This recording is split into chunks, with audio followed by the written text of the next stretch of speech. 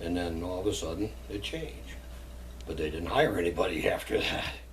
It was several years before they hired again, in quantities. Do you have any regrets or anything? Yeah, lots of them. You,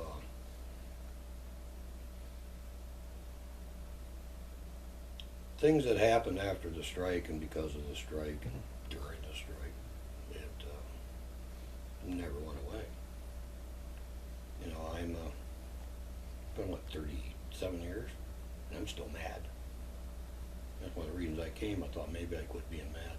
I mean, that was one of my thoughts. I thought maybe it was time to actually just get it over with. But I still see people walk down the street, and I'd rather spit at them than talk to them. Some of them are my relatives. It broke up families, it broke up relations, broke up the city. I had problems with my wife, I mean, she had me called everything in the world because I didn't go back to work. I couldn't do it. Just could not go back to work. I thought about it.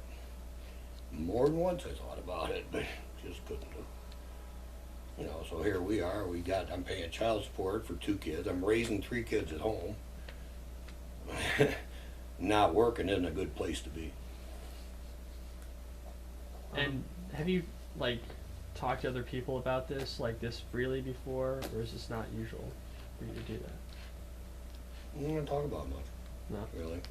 There are very, very few people that I talk to now that I knew then that I talk to at all. It just, like I said, people's lives change dramatically. There's people that you thought were your friend, best friend, good friends, wouldn't talk to you no more. Or if you said something, or I didn't agree with what they did, it made it rough. It really did. I mean, you can be extremely specific, or you can just be general. But the feeling, it took, I bet it was 10 years before the city actually started just getting over it. And even at that point, every time you see these guys from Alabama driving down the road, going across that viaduct, it bugs you. It bugs me. I don't know if it bugs anybody else. It bugs me. They weren't here. You hear about all these people that are retiring, with 20 years. Well, guess what? They didn't work there 20 years ago. Not when we were there. It was, it was bitter. I was bitter. I think most of the people that got affected were bitter. And quite frankly, I think it was the guys in the skilled trades that were affected the most and were the most bitter, because that crap they pulled and basically just said we never existed. I mean, they just eliminated us from the world. It made it pretty hard. Bob, what's your understanding about, I'd just be interested to hear your story about why you think the strike took place. What moments, what things, what kinds of interactions between the company and the union you think really led to the strike happening? Well, leading up in '75 when they had the Wildcat, and the Wildcat was over just nonsense, I mean, I'll be honest with you, I don't remember that much about it. I remember it. I remember it being a very bad time, and from that they fired 30 people or 31 people that were fired because they walked off a specific job or whatever. And those people, yeah, they were probably somewhat affected. They thought everybody was going to support them. Well, half the people didn't, half the people did. It was a really ugly time. And from '75 on, I mean, the tension was so thick in there you could cut it with a knife. Well, in my case, our case, we wanted job security. That was my goal, much more than the guys out there. Only thing they wanted was money. I mean, I'm not sure if that was a primary factor that last day or last night or not, but I think it was. Then you had Bob Coons, who had a very definite agenda on his mind. He was going to get rid of us one way or the other. It just so happened it worked out. Everything worked out for him. Lewis was, I don't know, I always liked Clint Lewis. I always thought he was a fairly square person, but, when this thing got drawn and they started drawing the line became pretty clear. There was no more, well, he's a nice guy, I like you, but we can disagree. I think those days went away. I think it became much more this side and this side. But I'll never, ever be convinced that Bob didn't want to break the union, make it go away. And I think that's what the ultimate goal was. Is there anything good that came out of this? Not that I could tell. One thing I got good out of it is after I finally got I got training. I got it training. I got my apprenticeship. I got out of there. So when I got out, I could find a job eventually. If it was good, I don't think so. I think life just continued. It kind of like after a flood. It's not better, but you just kind of start over. And I really think that's what most of the people did. And I think a lot of the people that went back, and a lot of the people that went back, with whatever reason they went back, I don't know if they ever really felt comfortable, or it kind of depended on who it was. How do you think, you mentioned earlier that the media seemed to be more on the side of the company. How do you think the community as a whole viewed the strikes at the time? They were either for him or against him. I don't think that if you were one of the guys that was working, or you were one of the guys that came up here and crossed the lines, that you were off, that everything was great. If you were on the outside looking in, hoping it got over, nothing was good. You couldn't even go buy a loaf of bread. There was nothing. There was nothing out there. And I read it and I paid attention to it. And the only thing I kept thinking is, I hope it comes to their senses. I had never held out, or never quit holding out hope that I was going to go back to work. But when they called us and had that meeting and they basically decertified the skilled trades group, it was over for us. We had no hope anymore. So from that point on, anybody that worked there, I hated. Quite blankly, I didn't like it. Aside from the union, were there any other groups that you were involved in, like a church group, something like that at the time? No. Little league. Mm-hmm. Coach Little League basketball. Other than that, no groups. Mm-hmm. You mentioned breaking up families during the time. What were some of the reasons that families broke up? Were there like brothers that crossed the line, or? Mm-hmm. Okay. Over the years, if they went back through the Clinton Company history, you went back, there was Bigwoods in there forever. When my grandpa worked there, my grandpa's two brothers worked there, my grandpa's sister's husband worked there, and then my dad and all four of my uncles worked there. All three of my uncles worked there. And then I worked there.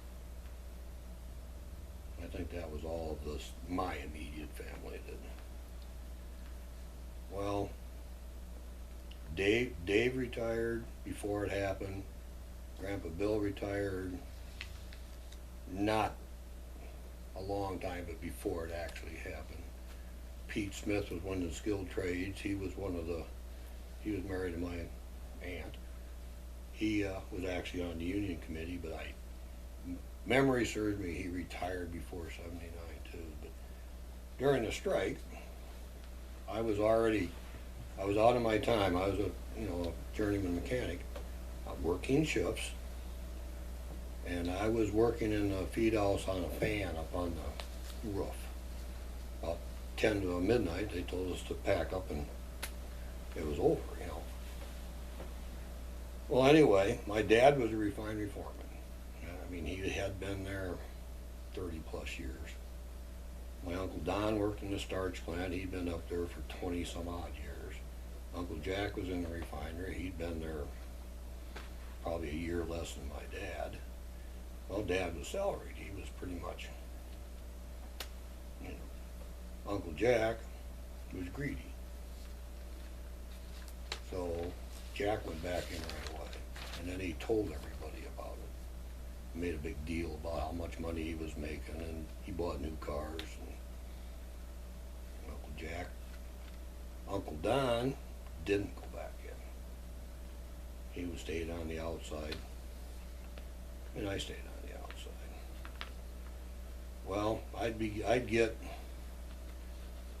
10 or 15 calls a day from my dad telling me that I should go back in. I was wrecking everything, and I was going to ruin my life. And I said that you can't do it. Well, you got to. I mean, what are you going to do? I don't know. We're on two sides here, you know. So it went on and on. I got calls from Ken Plum. I got calls from Vanderbleek. I got calls from some of the maintenance supervisors. You know, well, come back in. At that point and at that time, then I couldn't even go back in if I wanted to. You know, we weren't there no more. So, you know, in a nutshell, I haven't talked to my Uncle Jack in 40 years. You know, basically, I talked to him when his daughter got married. We weren't friends anymore. We weren't social anymore. Christmases went away. There were no more family picnics, no more 4th of July picnics, no more Christmases. My mom and my dad made it extremely uncomfortable. My dad would tell me how much I needed to go back to work, but yet he'd go out and spend money hand over fist. You know, it was just the way it was. Uncle Don got a job with the school board right away. So he didn't really, but Don and I still talked. I mean, we still talked to each other. And we had the same sentiments about some of the people. And some of the people that went back in, we had a mutual friend who went back in, but his wife was sick. You know, and some of the people went back in, nobody said, didn't care. You know, they went back to work, they were humble or weren't classy. They said they were sorry, but they had to do it. It was a choice they had to make, and that's fine. My choice not to go back in was pretty much the same. It was my choice. I couldn't do it. And I probably do not regret that to this day. It was tough, but I don't regret it. But yeah, it busted up families. And it busted them up bad. And mine wasn't the only one. How many people went back in? I have no idea. I don't know. Maybe 100. It's really kind of hard to say. Right. See, some of them never left. You know, that was the other. Some of them overnight became semi-salaried, or well, I don't know how they did it, but some of them never left. And then there was the salaried people, you know, just like anything else, the salaried people are on this side of that fence. It kind of changes there. You know, I never really cared that Dad had to work. That was just the way it was. But I did resent my dad telling me how I had to react. And at that point, I wasn't listening too much. And like, has it been tough on you, like, to just not be in contact with certain members of your family because of this strike? Or has it been tough on them? Don't know about them. It hasn't been tough on me because I don't want nothing to do with them. Now, Jack must be 90 now. He was in town over the summer. Made no attempt to get a hold of me. I actually did try to get a hold of him. he did not answer my phone call. So, yeah, I think it's been around a while. And his daughter, I haven't seen. When DuPont shut down their plant here and moved it to Carolina is the last time I saw her. It's been several years. I don't even know when that was anymore. I'd be interested for you to go back. So were you working as a mechanic then at the time of the strike? Is that? I got my apprenticeship in March of '71, I believe it was. So you'd started out on the ground helping with the slurry, and then you went to pumps. I'd just be interested to get a tour of all your different jobs and what you did at them, honestly. I was the youngest man in the refinery for 6 months. So I was there. I'd get farmed out once in a while. I'd go up to the starch plant, and if they needed help, I'd go to the feed out. I didn't get farmed out a lot, but it was common practice for the younger people to get farmed out. But the older people would actually take a farm out because it would generally be a better job for them. Going to some of these other places was better than some of the jobs.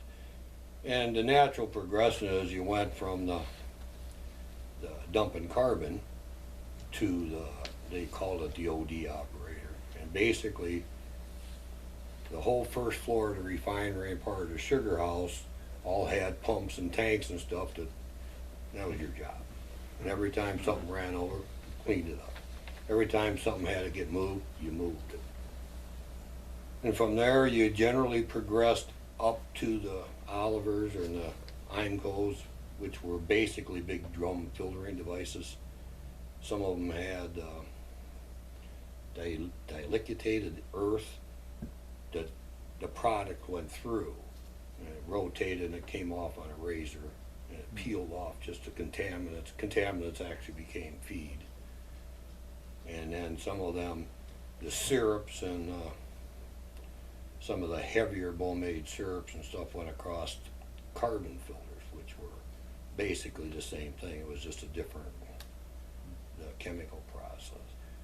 And then from there, if you were really lucky, you'd go down, and then you get to go down to the sugar columns, which was basically all the raw sugar came in and it went across deionizing columns, just like water softener columns, but they were huge. That was one of the next steps in progression. Why was that a nicer job? Yeah, and every time you went up, you'd make another quarter or Yeah. 35 cents. That was a huge amount of money. Huh. Plus the fact is you stayed clean all night. You didn't have to. And then they had, I was pretty lucky because I never went there. I went into the specialty syrup system fairly quickly. Anyway, I was running the specialty system. I ran the tank farm. I ran liquefaction, which is where the starch becomes sugar. I learned all them systems very young. I was also the youngest operator, so every holiday and everything else, I was doing one of them. Well, then Refinery 5 came along, and that was the most advanced system they had at that time. I bid it and got the job. So I was actually in Refinery 5 when I got my apprenticeship. And I took the test. I want to say it was March in '71 that I actually started. But anyway, I got my apprenticeship as a millwright, which took me off shifts, put me on days. And for the next 4 years, I got done with my apprenticeship in 2 years and 8 months. That's how much I worked. I got my, quite frankly, you get your training is equivalent to an associate's degree. When you do that, you have to do the classes. And I got all that done, but I got out of my time fairly quickly. And then for, I don't know, maybe the first 7 months, 8 months maybe, I was just the youngest journeyman. So I went anywhere in the plant, the entire plant area. If something broke down, we'd go fix it. and I don't know how much you know about different skilled trade, but a millwright, under their rules in the real world, it'd be more of a machine repairman